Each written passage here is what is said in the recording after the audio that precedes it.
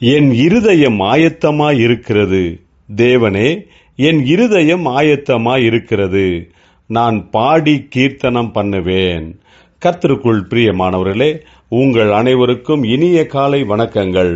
இன்றைய வேதவசன தியானத்திற்கென்று நாம் தெரிந்தெடுத்திருக்கும் வேத பாகமானது செப்பனியா 2ஆம் அதிகாரம் 8ஆம் வசனம்.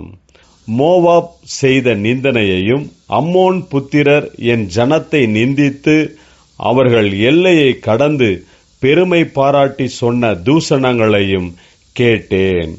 பிரியமானவர்களே, இன்றைய வேத தியானத்தின் தலைப்பு நிந்தனைகளும் தூஷணங்களும் என்பதே.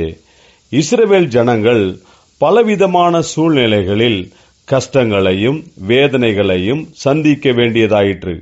அப்படியான நிலைமைகளில் இருக்கும்போது மோவாப் மற்றும் அம்மோனியர்கள் அவர்களுடைய அதிகாரம், பெலன் இவைகளினால் மிகவும் பெருமை அடைந்தவர்களாக இஸ்ரவேலர்களை பார்த்து செய்த நிந்தனைகள், அவமானங்கள், பரியாசங்கள் இவைகளையெல்லாம் கர்த்தர் கண்ணோக்கி பார்க்கிறவராய் இருந்தார்.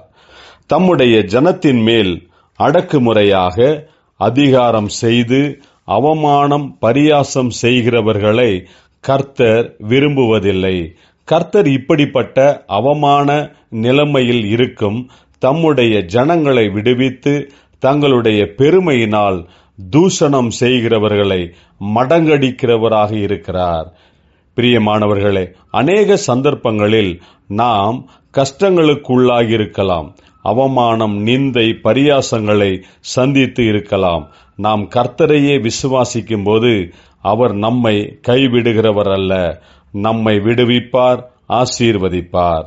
ஜெபிப்போம். ஜீவனுள்ள தேவனே, எங்கள் ஜெபத்தை கேட்கிறவரே, உம்முடைய கரங்களில் எங்களை ஒப்படைக்கிறோம். நீரே எங்களை உயர்த்தும், ஆசீர்வதியும். இயேசு கிறிஸ்துவின் நாமத்தில் ஜெபிக்கிறோம் நல்ல பிதாவே. ஆமேன்.